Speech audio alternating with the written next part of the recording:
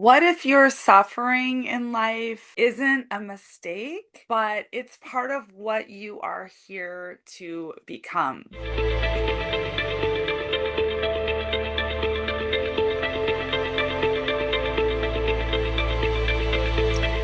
So recently, I posted something very vulnerable about a property that I bought that has become a total nightmare. It's been really intense.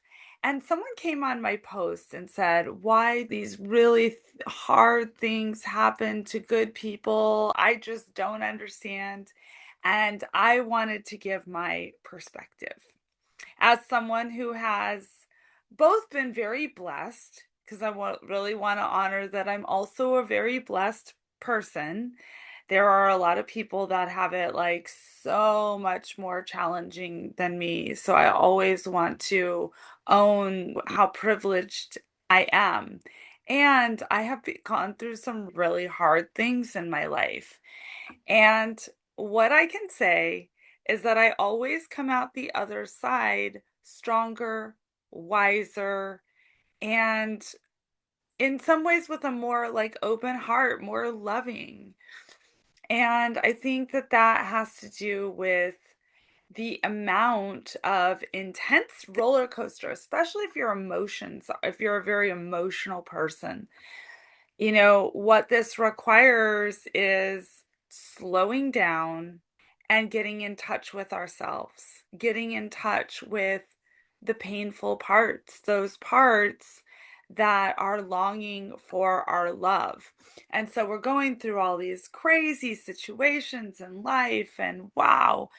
And really, when we are able to take some deep breaths, slow down, and become the part of ourselves that can love those really challenged parts of ourselves. So we have ourself, and I believe that our full self is just loving, calm, present energy. It's in the now, and it's just open, and it's connected to all.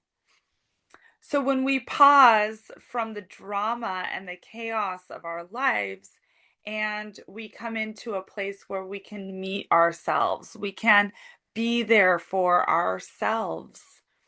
This in return makes us a more amazing person because we have walked through the trenches and stuck by ourselves and slowed down enough from life to really begin to see, wow, where am I out of alignment with myself? Where am I not making choices that are really based on my heart and my true self?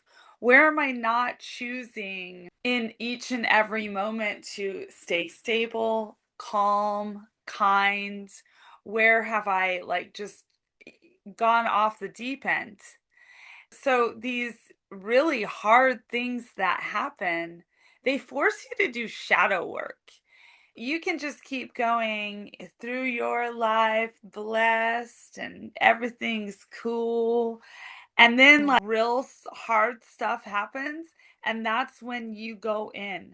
That's when you go into those parts and have to sit with them and be with them. And out of that, we begin to make more aligned choices. We begin to see life in a new way, which creates more possibility, more opportunities. We move in a totally different way than if we're not going in and doing that shadow work and loving. When I say shadow work, it's that's hidden parts of ourselves.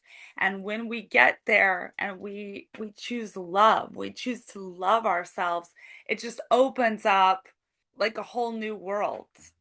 And when we get to really be with the heartbreak, the grief, the longing, the sadness of being human. Not everybody has to do that to such a degree. Everybody's on different trajectories. And so some people are getting whacked with harder curriculums than other people. And this is often to deal with the heartbreak that maybe was coming from your ancestors that have been passed down through epigenetics. Maybe it is coming from when you were a child.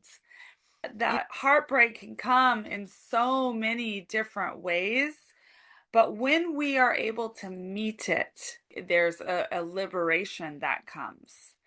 When we fail, when we don't get what we want, when we try things and we try relationships, businesses, financial things, whatever it is, when we try and fail, it we are humbled, deeply humbled, and in that humility can come these amazing gifts.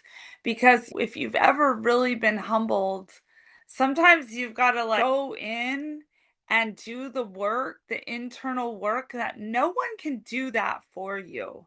No one can have a guide or a mentor, a therapist that can guide you, but to actually go in and love those parts, only we can do that. And when we do that, it electrifies our gifts. It enhances our talents. It makes life much more like we actually start becoming royalty. I know it sounds crazy, but the king and the queen, the real kings and the real queens, they are people that have worked through challenges. And then it's, I'm a queen, I'm a king, I've worked through my stuff. And now I am ready to truly be of service to the whole. Because I've seen that when I just take care of my own little self, or maybe when I just help everyone else because I don't want to deal with myself, we stay stuck in the patterns. But when we really authentically come directly into ourselves and we're willing to sit with that pain, heartbreak, the failure, that is when our gifts are activated. We become the queen, king, empress, emperor that we really are, like on a soul level, on a spiritual level. We are connecting with this part of ourself that is already a queen, already a king, because that's that's the part of ourselves that can really unconditionally love these parts. Like if we try to, for example, love ourselves, love the heartbroken one, it often gets enmeshed in pain and judgment, and it becomes tangled up. But when we are being with those parts, that is who we really are. We are love. We are that loving presence. We are that present, just totally in that calm energy to be there for ourselves. That's like mother energy, the great mother of the universe. I've been up on my Facebook feed, I've been getting some people, some mothers who are dealing with children who are dying, who are on their way to taking their last breath like any day. And I was like, wow, thank you. You know, they're posting their journeys and they're shining their light and they are making the pain. They're not hiding, trying to, and it's okay if somebody doesn't want to come out and share their journey. This is extremely vulnerable. But for these people, I was just blown away.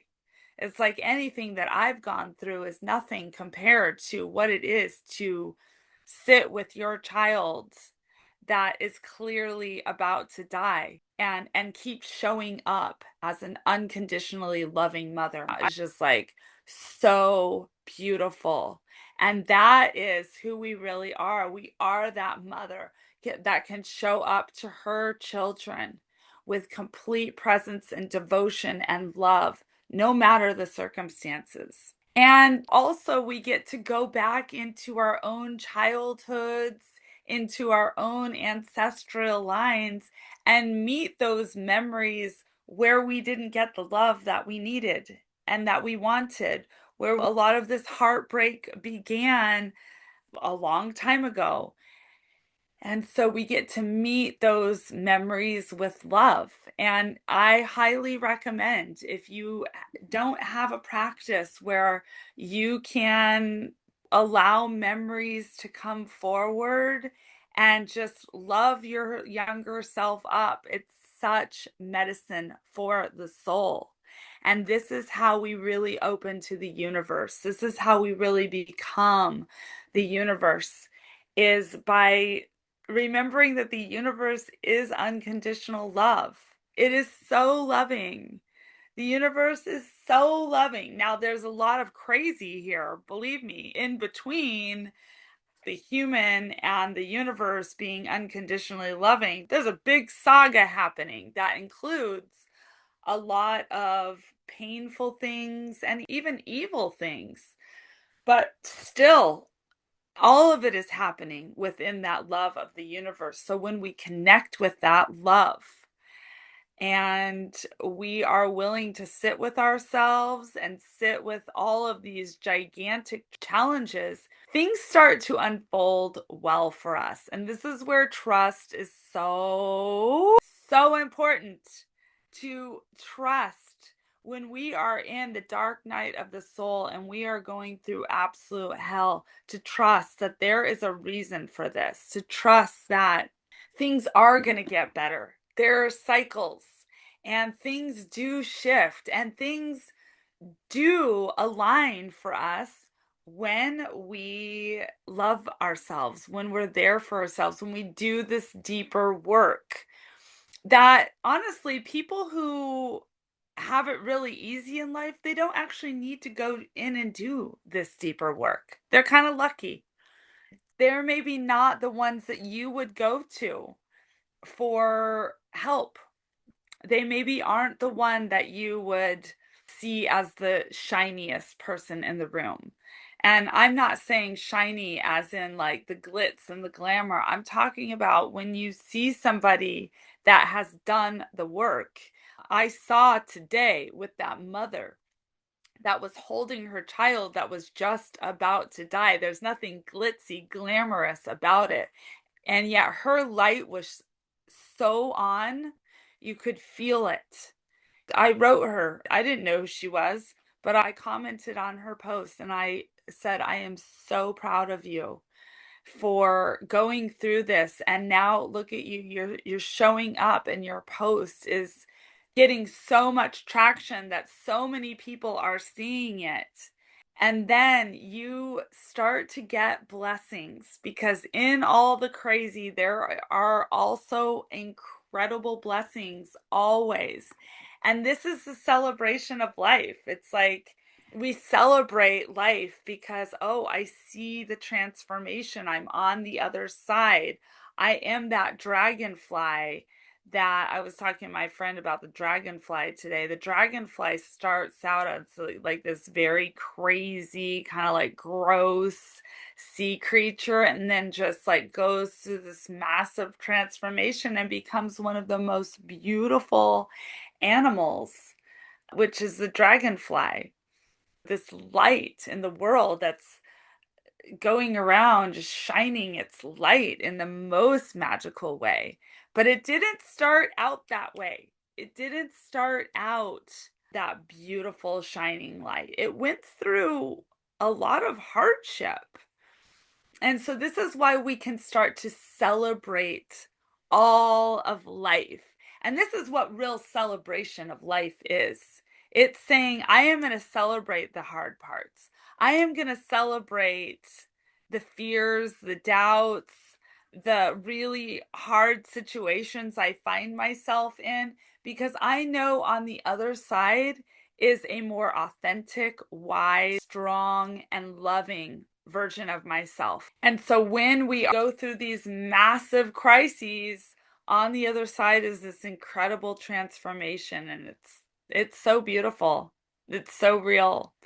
And yeah, I am sending all of you so many blessings, so much love on your journey. I am the intimacy oracle. I help people with every aspect of their life to just come into that intimacy with themselves, intimacy with others, and celebration of a life because you are so worthy of it no matter how hard life is. I promise you, there is the one inside that can love you. And you are here to be loved, connected, celebrated, and have a life that is beautiful, even in the crazy chaos.